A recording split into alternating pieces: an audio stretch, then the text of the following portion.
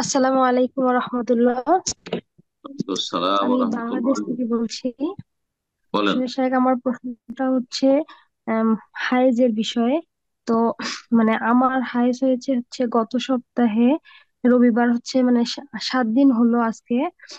তো প্রথমে যখন আমার হাইজ শুরু হয়েছিল তখন মানে 10 দিন 11 দিন এরকম ছিল, কিন্তু তারপরে আস্তে আস্তে সময়টা আসলে কমে গিয়ে 6-7 দিনে এসেছে। তো এখন আমার হায়েজ হওয়ার পর মানে 7 দিন আজকে হয়ে গেছে, 7 দিন হওয়ার পর দেখা যাচ্ছে যে স্বাভাবিক রক্ত মানে বন্ধ হয়ে গেছে, কিন্তু তারপরেও মানে হালকা মেটে বাদামি বর্ণের একটু খুবই হালকা সামান্য পরিমাণে আসতেছে। এই অবস্থায় এটা কি কি আমি হাইজ ধরবো? মানে এই এগুলো হলে সালাত বন্ধ রাখবো নাকি এটাকে হাইজ ধরবো?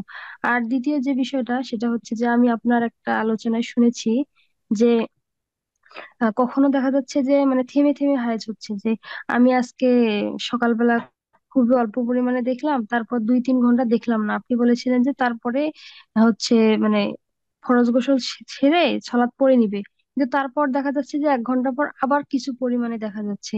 তো সেক্ষেত্রে কি আমি তখন সালাত বাদ দিব, যেহেতু আগে পড়ে ফেলেছি? তো সেক্ষেত্রে আমার নিয়মটা কি হবে? আবার তারপরে যদি আবার হয়, এভাবে কি গোসল করে করতেই থাকবো, পড়তেই থাকবো? মানে এই বিষয়টা নিয়ে একটু সমস্যা আছে, একটু বিস্তারিত জানাবেন। লম্বা প্রশ্ন। প্রথম প্রশ্ন ছিল যে আগে অভ্যাস ছিল 10 দিন, কিন্তু ধীরে ধীরে সেটা কমে এসে 7 দিন 8 দিন। 7 দিনে যদি পুরোপুরি বন্ধ হয়ে যায়, কমে যায় 5 দিন, 3 দিন একেবারে বন্ধ হয়ে গেছে, তাহলে শরীয়তের বিধান হচ্ছে যে গোসল করে সালাত শুরু করে দিবে। কারণ অভ্যাসে কম বেশি হতে পারে। যখন 3 দিনে 2 দিনে 7 দিনে বন্ধ হয়ে গেছে, তাহলে সেটাই ধরে নিতে হবে যে হ্যাঁ বন্ধ হয়ে গেছে। কিন্তু যেটা বলেন সেটা যে বন্ধ হয়নি, এখনো মেটেলের রং আসছে।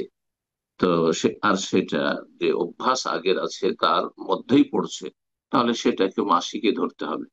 কারণ সাহাবিয়া বলছেন, উম্মে আতিয়া রাদিয়াল্লাহু তাআলা আনহা, যে কুন্না লা নাউদ্দু সুফরাতা ওয়াল কুদরাতা বা'দা তুহরি শাইআন।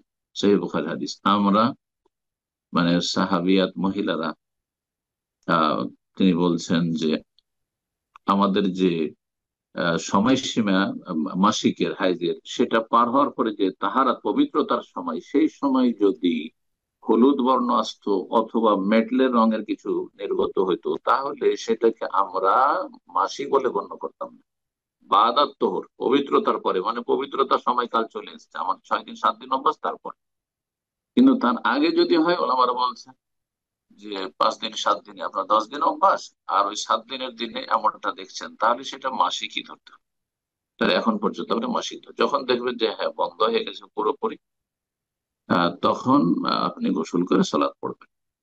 আর আরেকটি বিষয় যে বললেন যে আহ, বন্ধ হয়ে গেল সকালবেলা, তারপরে জোহরের সময় আপনি মাঝখানে 2-3 ঘন্টা বন্ধ হলে সেটা দেখবেন না, দেখবেন যে আমার জোহরের সালাতের সময় হয়ে গেছে আর এখন বন্ধ হয়ে, তাহলে গোসল করে জোহর পড়েন। আর জোহর পড়ার পরে দেখছেন 2টা 2:30টার সময় আবার ব্লিডিং চলে এসছে, তাহলে আপনাকে থেমে যেতে হবে, তাহলে আসর পড়া যাবে না। আর আপনি ভুল করেননি, তখন আপনি পাক নিজেকে মনে করে পবিত্র মনে করেছেন, আপনি গোসল করে সালাত পড়েছেন, এটি আল্লাহর হুকুম ছিল। আবার যখন দেখছেন আর সেটা আপনার যে অভ্যাস, মাসিকের অভ্যাস, তার মধ্যেই পড়ছে, তাহলে আপনি সেটাকে মাসিকই ধরবেন। এইভাবে চলবে।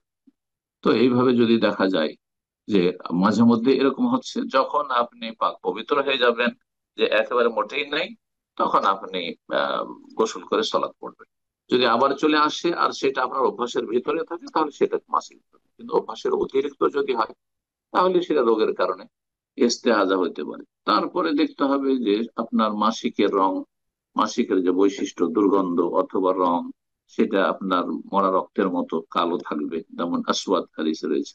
সেই রকম হলে তাহলে মাসিক। আর যদি দেখে তাজা একবার ব্লিডিং, তাহলে সেটা ইস্তেহাজা হওয়ার সম্ভাবনা রয়েছে। বারাকাল্লাহু ফিক। ফাত্তাকুল্লাহ মাস্তাত, যথাসাধ্য আপনি চেষ্টা করবেন যে আমার এটা কি আসলে মাসিক, নাকি আমার সময় পার হয়ে গেছে আর তাজা রক্ত আসছে, তাহলে আমার এটা রোগের কারণে। আল্লাহ তাআলা আলাম। জি।